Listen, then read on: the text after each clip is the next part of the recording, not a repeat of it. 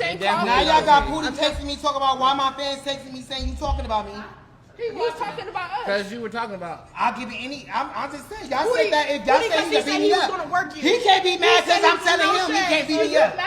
So we're gonna say right now on the dead homies, I can't get no word from Pootie Kane on the dead homies. I can't get no word. They trying to be funny and I'm telling them something and they trying to bring up let's Pootie. wrap it up. I can't get no word. What are you talking about? They know what's up, what's going on. Hennessy, check this out. I'm not the shit. I'm not the shit. Next. They don't want to go through. They don't want to go 2 rounds with me. Oh, that was a sneak. Oh, 63. I'm just saying I'm about to tear him. On the dead homies, that's what you get. There ain't no bitch beating me. On the dead homies, that was a sneak. And his brother did that.